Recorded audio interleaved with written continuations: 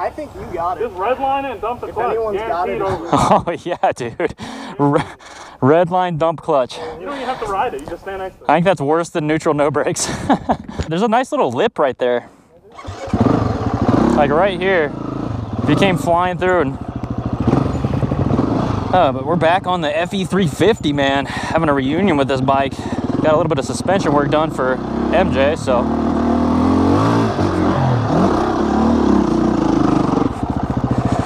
It feels good though, man. This thing feels planted. The hydro clutch is spot on and a little squeaky. Hey.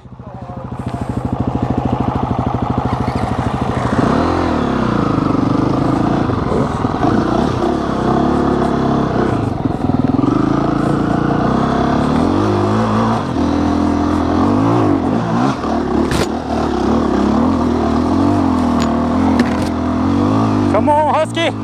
Husky Nation! Oh yeah, love that.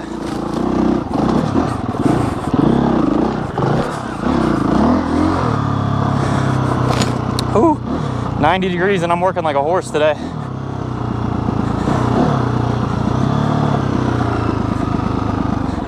For those of you that remember, this is Graumatron's 2020 Husqvarna FE350. He just sent this out to a suspension company to have it lowered, I think, an inch in the front and rear, and they lower the springs themselves, so this bike does not have a lowering link on it, which I like because it doesn't change the ergonomics and feeling of the bike too much. But I love having the opportunity to ride all of these different kinds of bikes, and I'll do my best to describe what I'm feeling while riding this bike and my overall thoughts on this machine on the trails, because before I was just putting around on the farm and really didn't get a chance to do a full review. So we'll see how I like it.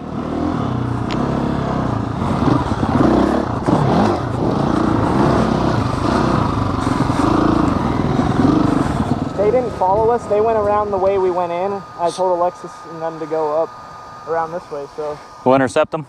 Yeah, we should. Now, since this bike has been lowered, I do have a harder time standing up on it, and that is one thing that's hard about switching back and forth between bikes, because you get comfortable the more you ride a certain bike, so it's pretty hard to judge these things when you just hop back and forth between them.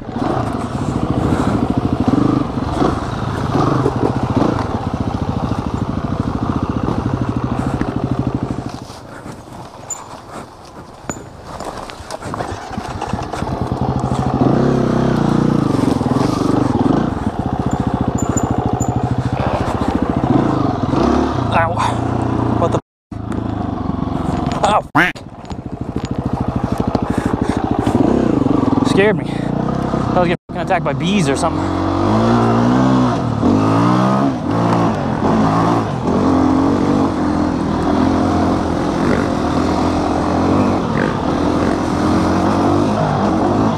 This bike is definitely too small for me now.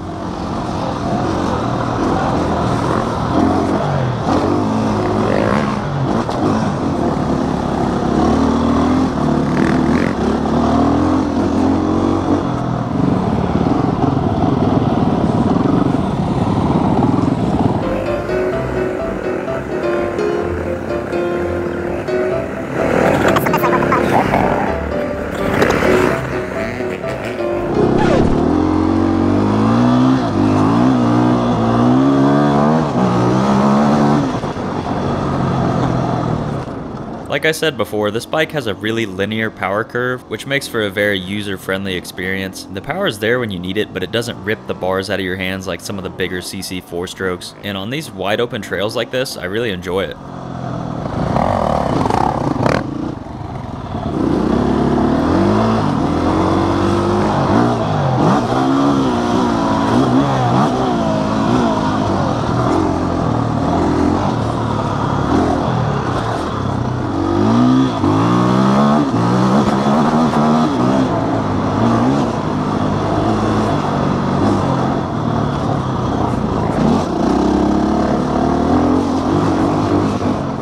And I should mention that I'm riding this bike in map 2. I've switched back and forth between maps and I don't really notice a whole lot of difference. I'm sure you would notice in a race environment or a more wide open setting. And this bike has traction control as well, which I do not trust and wouldn't want to rely on.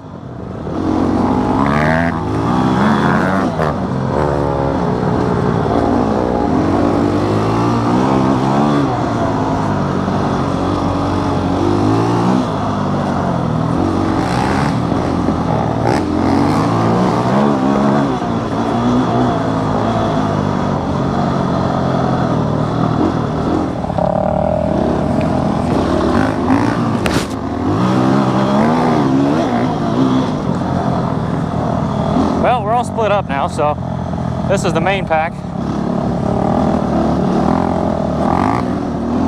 Oh my God, Marlo. Oh my God, Marlo. Holy, yeah, he felt that one. That's nuts.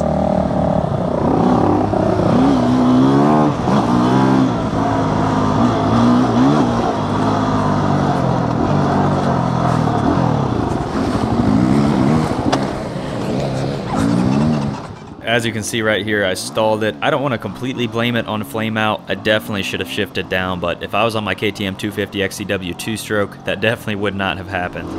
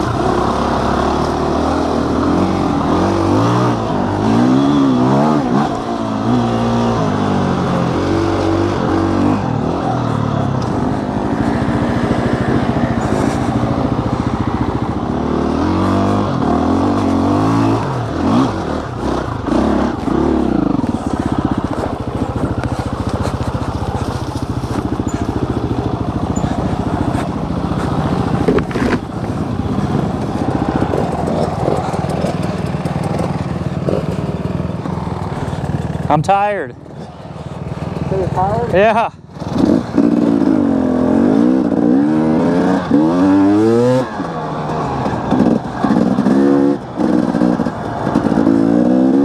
Thanks again, Grammatron, for letting me ride your bike. As you can hear right there, I said I'm tired and I wanted to switch back to the KTM, if that tells you anything. But I really am trying to keep an open mind with all bikes, but it's hard when I'm falling in love with this KTM more and more every day. So that's going to do it for the FE350 ride. It is still a fantastic machine, and I think it's one of those perfect do-it-all kind of bikes. How you doing? Good. We're going to go up that way. Are you enjoying the machine? I am. That doesn't sound confident.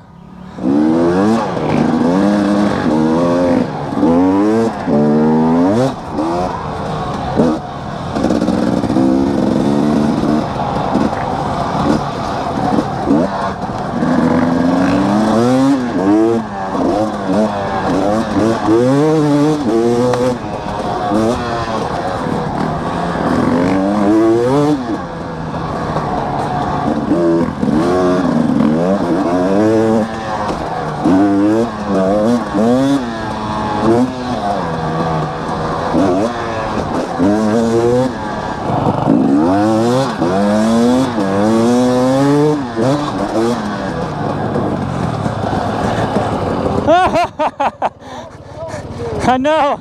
Yeah, it's all you, man.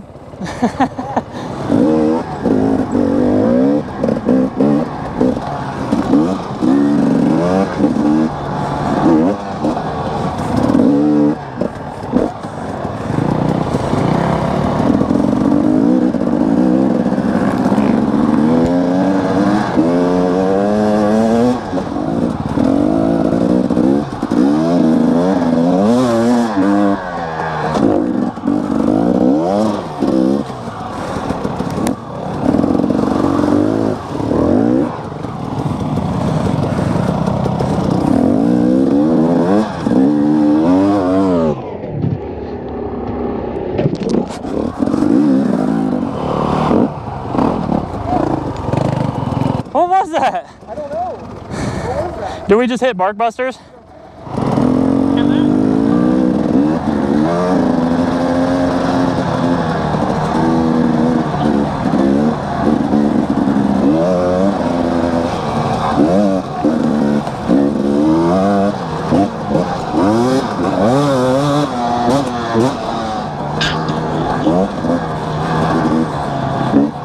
What'd I do?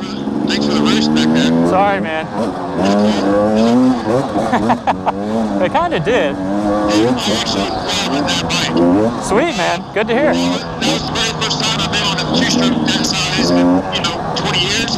Yeah, dude, it's very manageable. It's just getting used to that no engine brake coming in the hills. Oh, yeah. That quarter pipe, I mean, I love it. fucking me and Daniel were here last weekend, and we were coming this way, and there's a group of people at the bottom. We're at the front, and they're like at the bottom of the quarter pipe, not at the trail. He's like, dude, we were coming down this way, we did not see the path, flew right off the fucking quarter pipe. Yeah, he went down it and fucking cut his leg open on a branch. Damn. Uh-oh. Tanner, use it on that bike. It's almost a miniature. Dude, I know. Dude, she fucking flies that bike. I know, dude. She's real good. She's got to get the starting technique down. Well, you know, you're going to have to upgrade to a big girl bike someday. Shit.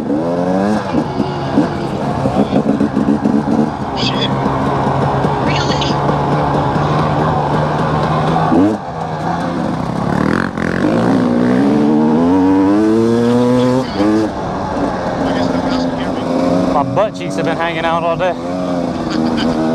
That's the KTM mod right there for easy access. Yeah, you don't realize until you get back to this bike the kind of weight that you're moving around. Yeah, exactly. You know, in a perfect world, you would just have both. Exactly.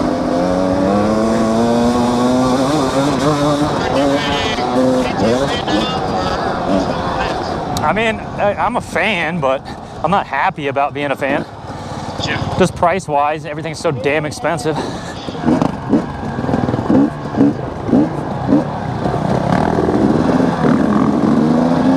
But rideability-wise, yeah, you can't beat this thing for sure. For the tight stuff, you know. Yeah. The tight stuff, the climbs, like all that stuff. But a little bit more open trails, like I would rather be on the 4-stroke Husky. You all right? Yeah, I just could have sworn that stick was going to send me a line.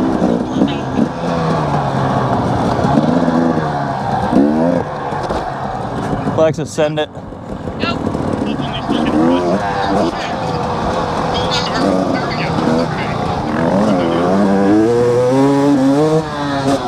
Hey, left at the fork up here.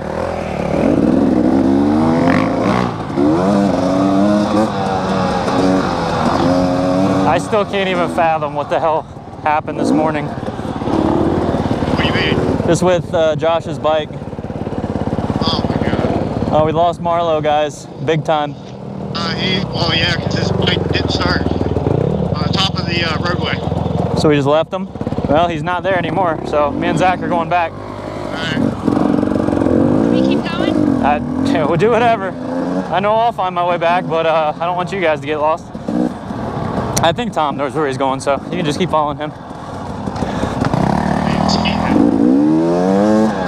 We're following a utility 4-wheeler with a dude with a 3/4 helmet right now, so this is going to be a slow going.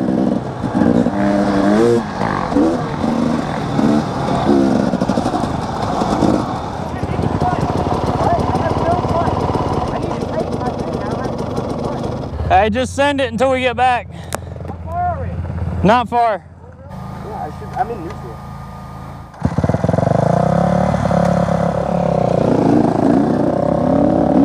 Yeah, Marlo's on this really older clapped out KTM 400 and he's sending it, man. Props to him for getting out here and having fun. Just has a little bit of bike issues to work out. Definitely can be fixed up. I mean, it runs good when it runs and it's not super hard to start, so valves sound, you know, pretty in spec. But definitely needs the carburetor gone through and just some odds and ends, and that's not a bad bike for sure. Well, that's going to do it for today's video. I hope y'all enjoyed watching. In tomorrow's video, we have another bike review. I was lucky enough to meet a subscriber at the trailhead who was generous enough to let me test out his brand new KLX 300R. That's a bike that I've been wanting to ride for a while now, so stay tuned. Make sure you have those notifications on. You're going to want to hear my thoughts on this bike. But if you made it this far, thank you all for watching, and until tomorrow, we'll see you then. Awesome.